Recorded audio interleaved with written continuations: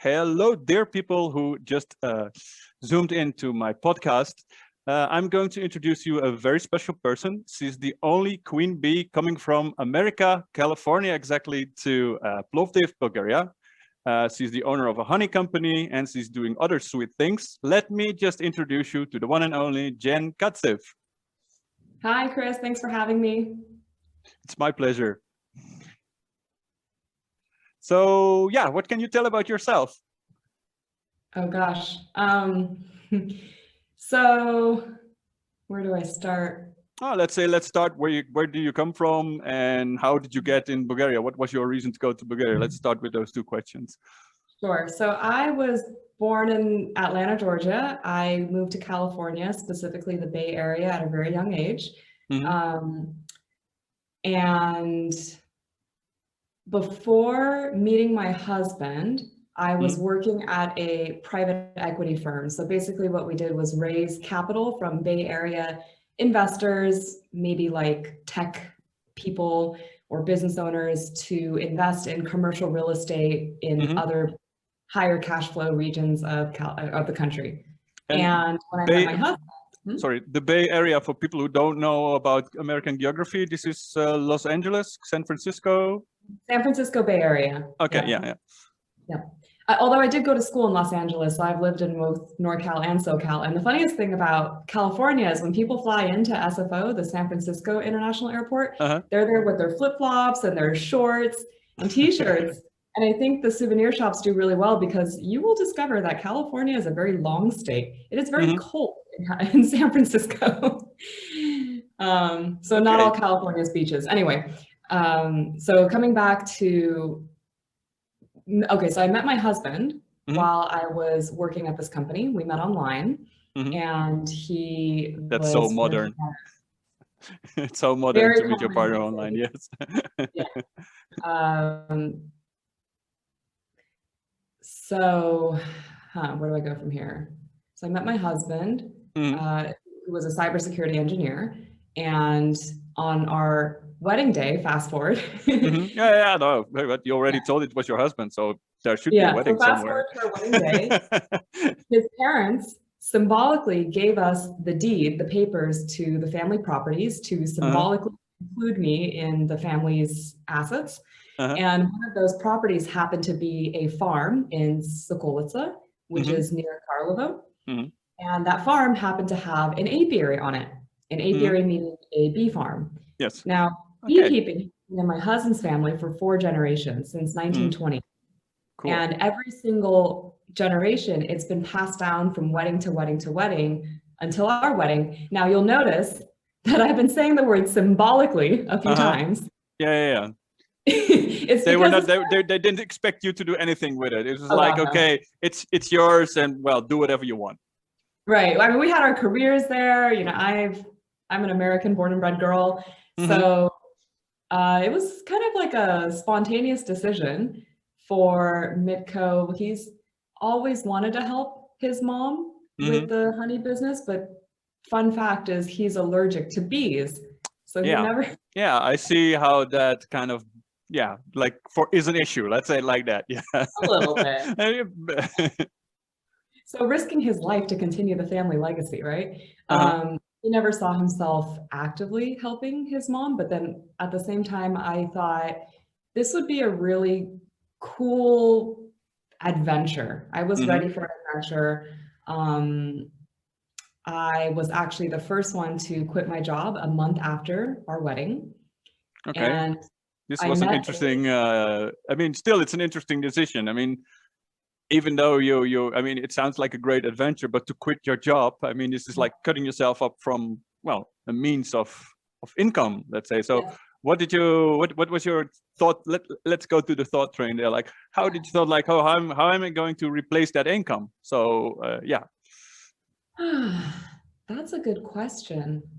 I actually contracted for my former employer after quitting. So I was making about half of the income that I was making previously. And Mitko was still working. And I also picked up an apprenticeship with a financial planner who I knew through the, finance industry. I learned that she and her partner, who was a mortgage broker, happened to have 70 beehives on the side, like in addition to these crazy financial careers. That's an interesting way of like diversifying your income streams, right? Yeah, and then I figured she might need some help. And she knew, liked, and trusted me from the other industry. And so I was making a little bit of income, very, very little, like minimum wage, a few hours a week, little, but I learned a lot from working with her. I mean, I figured it would be easier for me to learn beekeeping in English because my in-laws don't speak any English. Oh, yeah. Learning a new skill in a new language is maybe a little bit too much, Yeah. So cool. So you had like a kind of in-house training in California, and then you kind of thought like, okay, now I have it, so now I can use this knowledge to expand on that. So question on that, because in Bulgaria, beekeeping has been going on, like you say, for generations. And what made you think that you could add to what are you adding to that? Because basically it's like, I said, like, I'm a Dutchman and I go to France and I'm going to make wine. It's like, guys, people do that already. So what are you adding to that? Excellent question, Chris. A lot. And I think because several things.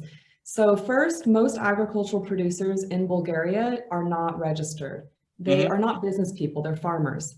They are intimidated by the idea of bureaucracy, paying taxes, having to have their facilities up to code, etc. Where does that come from, that fear? Do you know that, or? I think just there's a culture of avoiding taxes and cutting corners here. I don't know where it comes from. Yeah, maybe it's from the communism times or something that people, like, I know in communism that there were always there's like the official income and there was like an unofficial income. Or an unofficial economy. So maybe I'm just guessing here. So don't quote me on that. Don't put me on. I'm not an economist or something like that. But maybe it has to do with that. Just I was curious about what could, because normally you would say register yourself and start to sell your stuff. Yeah. So the benefit of registering. See, the problem here with these gray economy agricultural producers is that they are forced. They have a very limited number of buyers. Basically, their friends and family who can pay cash. Or if they want to sell volume, they're limited to these big bulk buyers who eventually export Bulgarian honey, homogenize it with oftentimes inferior quality honey, and then package it as honey from the EU. And you never see Bulgarian honey on the label. And Bulgarian honey is actually a very high quality product. And so what one of our company missions at Bulgarian Honey Company, which is a name we chose because we see it being an international brand. When people think of Bulgarian honey, they think of Bulgarian Honey Company. Now, our mission is to educate agricultural producers, not just beekeepers, but all businesses, really small businesses, about the benefits of actually registering, because then you can actually get market value for your product and you can qualify for subsidies, which can grow your business. And we help mentor, guide, and give resources to people like access to how to apply for subsidies, how to find an accountant, do accounting, hand-holding, so it's not a scary process. So basically you're breaking a lance. If this is a Dutch proverb, I don't know if this is a English proverb, breaking a lance. Anyhow, so like that means like you're like the forerunner of to like by showing by example to Bulgarian companies like, guys, professionalize, and then you can get more benefit out of the work that you're anyway doing. Is that correct? Correct, and you get taken seriously in the global economy.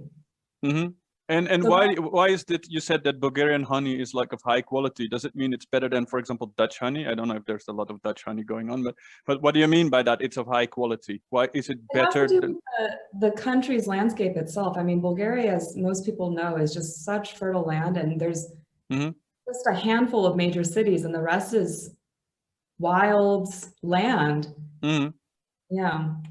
Ah, okay. So that because it has a big nature diversity of flowers, maybe of topography. plants. because in every different altitude, you have different types of herbs and things that grow. And then there's also very special honeys in Bulgaria. Like you have acacia honey and linden honey. Bulgaria and Romania are the only two countries that can produce up to 80% linden pollen concentration honey. Wow. So because there's just so many forests here. Honeydew honey or manofmet na bulgarski is a very unique honey, and there's a mountain range called Stranja that the EU designated. So you know how sparkling wine from Champagne is the only it's like appellation d'origine contrôlée, as they say it in France for their wines. Like they have this. I would say wines is like when your wine is a Beaujolais, it should be there, and if you're like 100 meters out of that region, you can have great wine, but sorry, we cannot call it Beaujolais. So same thing with the honeydew honey from Stranja, and countless other special varietals here. You can not only get in Bulgaria, well, but anyway. Cool. So just buy honey from Bulgaria. It's just great, and it has a lot of different varieties. So for every kind of honey. Good. That's good to know. I just want to go back to you a little bit for you as a person. And I want to continue answering your question first, Chris, before we move on. What's the value add? Sure. Yeah. So the second big value add that we bring to Bulgaria or Bulgarian honey, Bulgaria overall, is that our other mission is to share Bulgaria with the world and the world with Bulgaria through our honey company. So really putting Bulgaria on the map, because prior to me meeting my husband, I didn't know where this country was. I knew nothing but you're from America. You don't know this. You mean, sorry to say that, but when I was in America, I said that I was from Holland, and people, Holland, Michigan. No, really. Or I had to pay, and I say, from Holland. Which state is that? I said, that's a country. Yep. So yeah, California are not that bad. You know, we're a little more educated, but yes, you have a point. I'm sorry to say, but this is like my experience when I was in America, that I really had to like show them on the map that there is such a country, but it's so small. Yeah, sorry, it's like Delaware or something like that. But yeah, it's you know more states than Americans know countries. Anyway.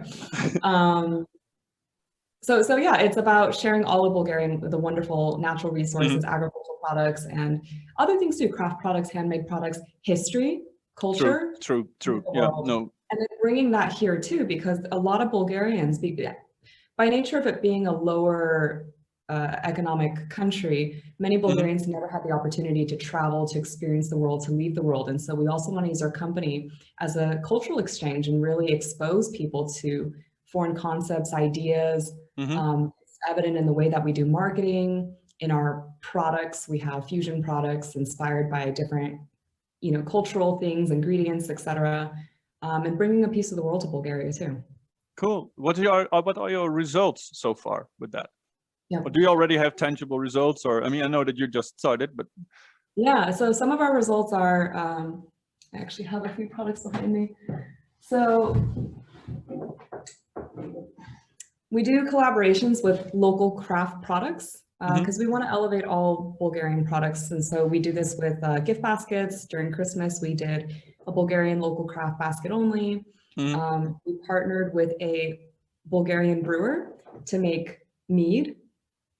And cool. Get buzzed, because you get buzzed when you drink it. And this, for example, is one of our products. It's called Hot and Numb. Yeah. And it's made with Szechuan peppercorn and chili with Bulgarian honey. So every one of our labels has a little story on the side that talks about what it was inspired by, what to pair it with. And this is kind of a cultural fusion between my husband and myself. And the pink color is literally like it really catches your eyes. Yes, the pink color.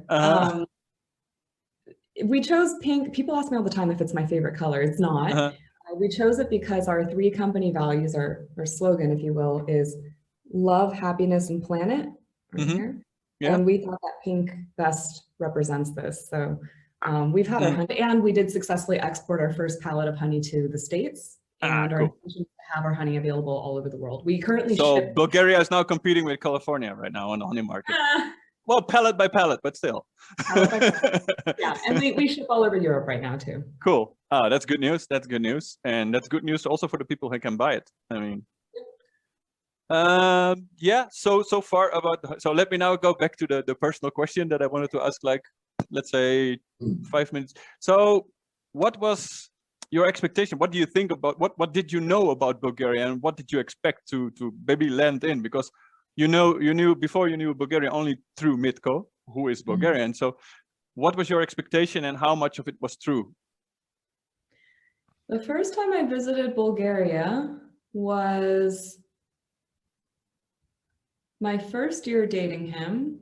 I didn't really have any expectations, but when I visited Karlovo, it reminded me a little bit of my grandparents' apartment in Beijing, just kind of older, simple. But what I really liked about it was how personable people were. Everyone in his apartment building knew each other. They would say hello to each other. It was a really small town feel. Everyone at the local shops and cafes knew each other, and I really liked that.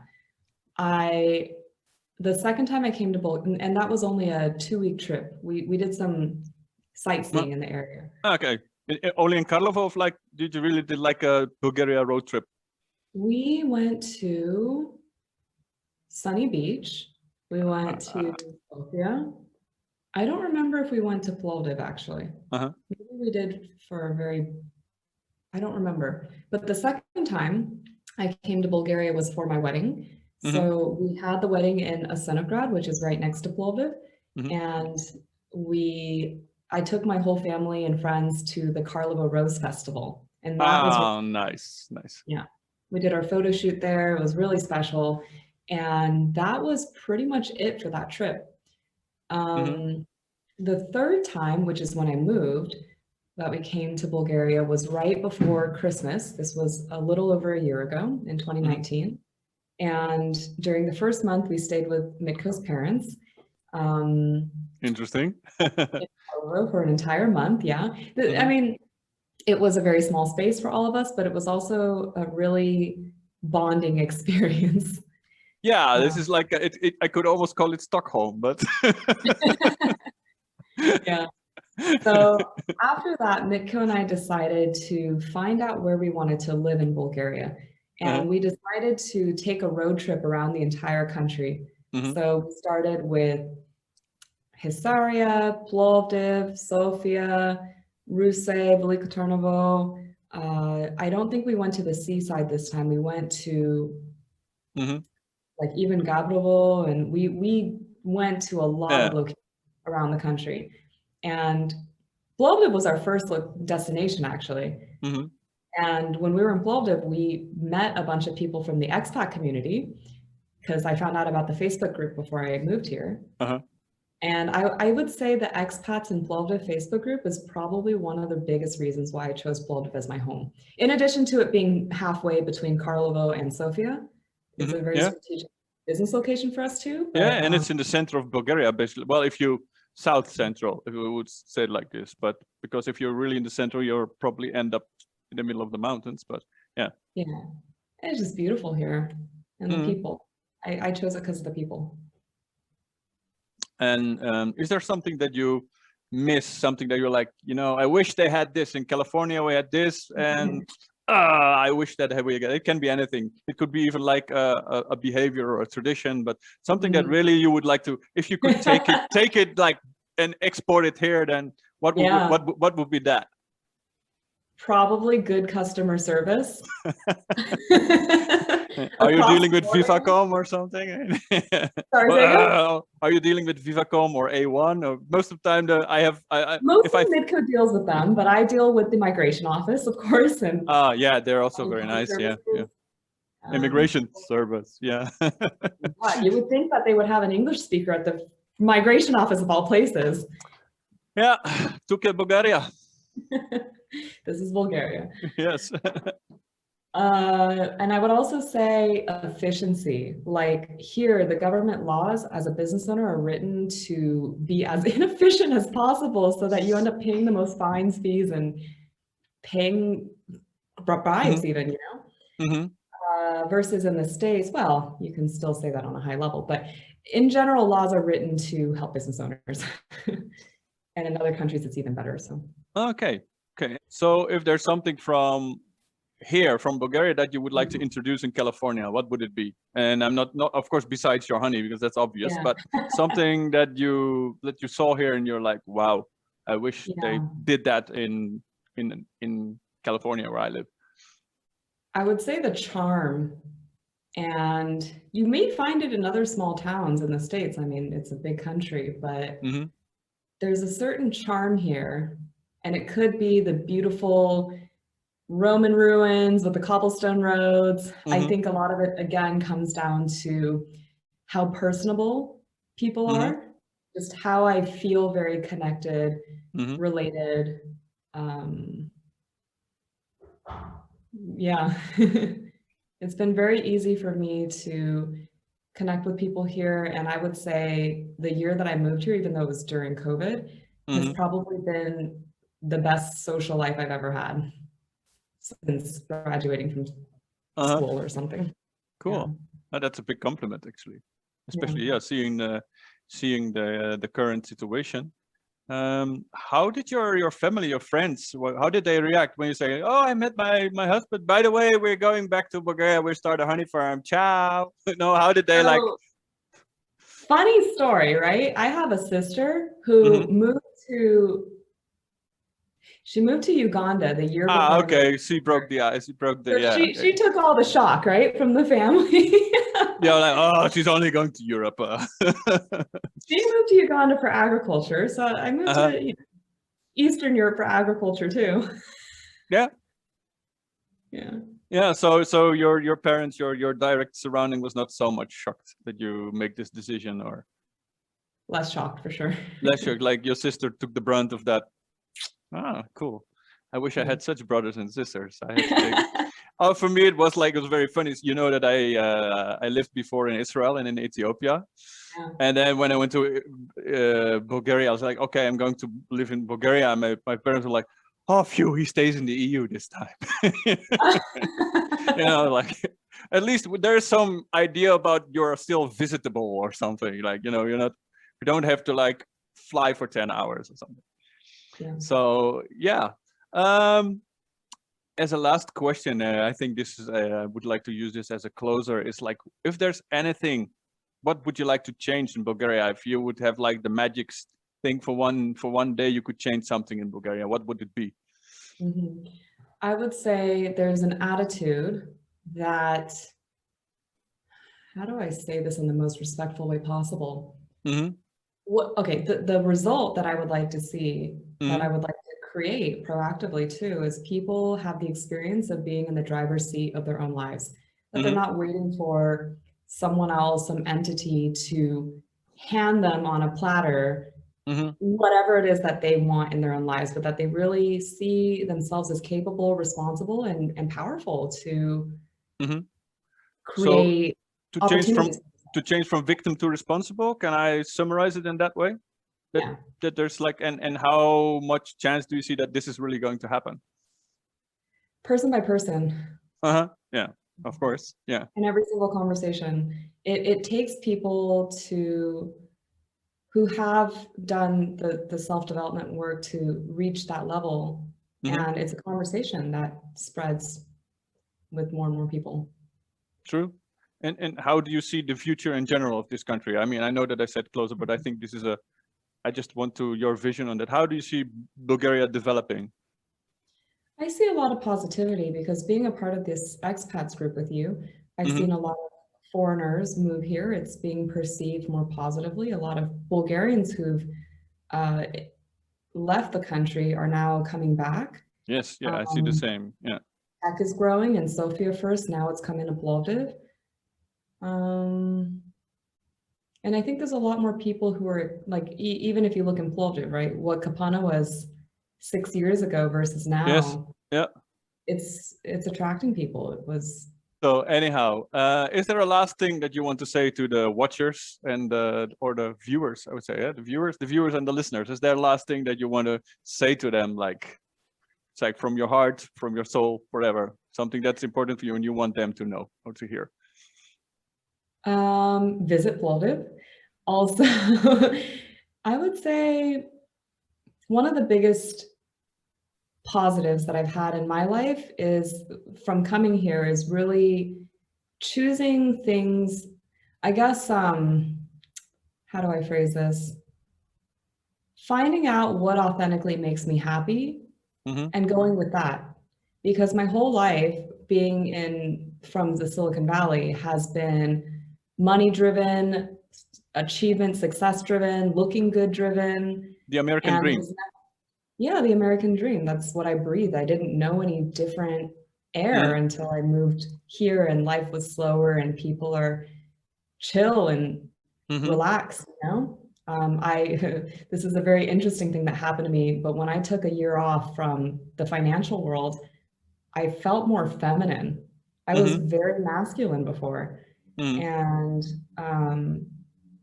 I think I'm just a happier person. So find out what it is that you really want to do and go for it. That's why our company's slogan is be yourself, right? Yeah. That's beautiful. Thank you. And thank you for appearing in my Plovdcast. It was very nice to have you here. And yeah, good luck with your honey company and all the other things you do. And good luck being yourself in Bulgaria and in Plovdiv in special. Thank you, Okay. Chris. Ciao, ciao. Ciao, ciao.